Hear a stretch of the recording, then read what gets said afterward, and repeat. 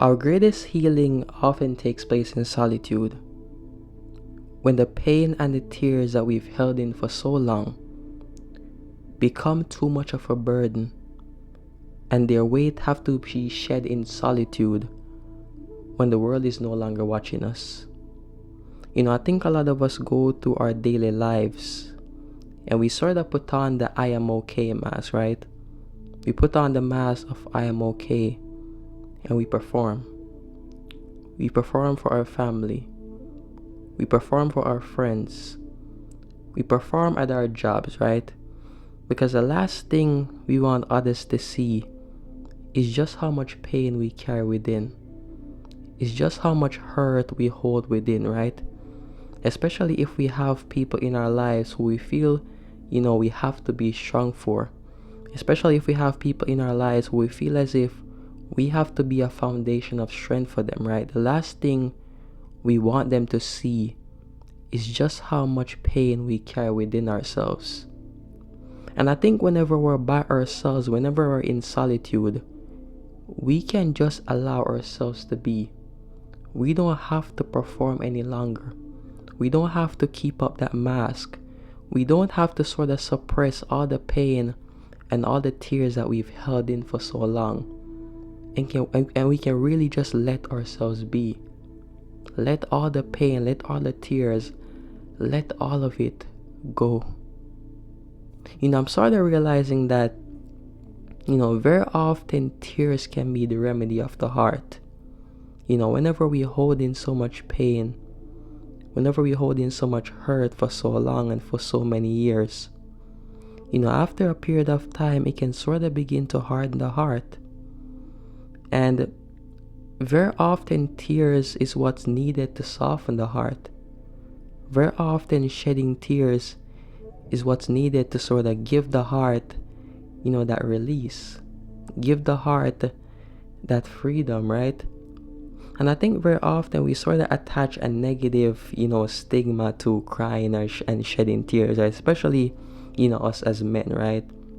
We see crying or shedding tears as a sign of weakness.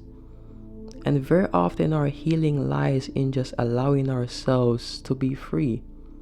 Our healing lies in just allowing whatever we've kept in for so long, to let it go, to give ourselves that release, to allow ourselves to be free and to not feel the need to always perform, to not feel the need to always feel as if we have to be strong, and just allow ourselves to let go. Let go of the pain, let go of the hurt, let go of the tears that we've kept in for so long, right? I'm not the type of person that usually cries, right? I don't really consider myself, a type of person that you will normally see cry. But the other day, I was watching this show on Netflix, and at the end of the show, there was a scene. And at the end of the scene, I found myself crying. At the end of the scene, tears just began to, flow. And out of nowhere, it was so unexpected, right? I didn't really expect it. And like I said, I'm not the type of person that usually cries for no reason, right? But then after a while, I really sat with myself and I examined the situation. I examined everything. And I began to realize that there was probably something within the ending of the movie that touched something deep within me. The ending of the movie probably allowed some emotions within myself to resurface. Some emotions that I've probably buried for so long. And that ending of the movie sort of was a catalyst to sort of give rise to those emotions that I've suppressed for so long, right? And I'm starting to realize that a lot of us, we bury so much. A lot of us, we suppress so much, right? We suppress a lot of hurt, a lot of pain, a lot of emotions that are sort of buried within us. And very often we just need a release. Very often we just sort of need to give ourselves that relief from them, right? Those unconscious emotions. And solitude is a great way to allow that. Solitude gives you the freedom to, to let yourself go, to let yourself be free without thinking, how you're going to be perceived and how you're going to be judged. And in that moment when I found myself crying, I was by myself. And I didn't have to sort of worry about anyone around me judging me or seeing me that sort of way, right? I just allowed the tears to flow. And after the tears, went by and I stopped crying or whatever, I found this sense of peace. I found this sense of relief, right? I felt lighter, to say the least, right? And I think that's all we need sometimes. All we need is just to, give parts of ourselves that release. Give parts of ourselves that relief, right? And I'm sort of realizing that very often the healing that we seek, lies in just listening to ourselves. I think there are always parts of ourselves that are always trying to speak to us, right? But very often their voices get covered up by the noise of the world. If we're always around people, if we're always trying to escape from ourselves, if we really find it hard to sit with ourselves, then how can we truly ever listen to ourselves? How can we tune in to the parts of ourselves that are always trying to speak to us? How can we tune into the parts of ourselves that feel hurt? How can we tune into parts of ourselves that feel abandoned? How can we tune into parts of ourselves that feel rejected, right? And a lot of us feel as if running away from ourselves, escaping ourselves, is just gonna make our pain go away. But really, we're just prolonging it. Really, we're just perpetuating it, right? And the thing that we need to do is just to sit with ourselves in silence, in solitude, and listen to ourselves. Be a listening ears to ourselves, right? And I think, even just sitting with yourself, listening to yourself, and finding out what parts of yourself need, really and truly, that's very often the healing that we really need, right?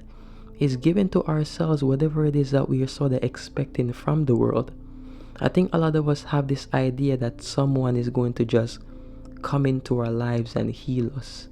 That people are just going to come into our lives and then we're just going to magically forget about all the things that we hold within ourselves, right? That's not going to happen. Nothing external can sort of heal you. Things and people can sort of serve as catalysts for you to self-reflect and go within yourself. But ultimately, healing is an inside job. Ultimately, healing is something that we have to do for ourselves. And facing ourselves, sitting with ourselves in solitude, is the most important thing. And we live in a generation that is so afraid of solitude. We live in a generation that is so afraid of silence and being present with ourselves, right? And our greatest healing is found in that silence. Our greatest healing is sort of venturing into the darkness, right? Venturing into whatever it is that we've suppressed for so long and using our light of awareness to illuminate that darkness, right? So solitude is a very important thing. Never underestimate solitude. Never underestimate the power of sitting with yourself. Never underestimate the power of awareness and asking yourself the right question. Asking yourself whatever, you need in this moment, right? Sitting with yourself, identifying certain parts of yourself, tune into those emotions, and give yourself whatever it is that you need in this moment. If there are certain parts of you that need love, you're perfectly capable of giving those parts of you love. If there are parts of you that feel abandoned, you're perfectly capable of reassuring yourself, right? Of giving those parts of yourself reassurance, right? You are your own source. We have this idea that we're sort of lacking from within and, we sort of need saving, but we really don't need saving. We just need to wake up and recognize that we have all that we need within ourselves. But if you never truly spend time with yourself, then how can you truly recognize that? How can you truly recognize that you are the source of everything that you need if you're always looking for that source outside of yourself? If you're always expecting people to be the healing that you seek, without realizing that your healing lies within your love. Your healing lies within your light of awareness.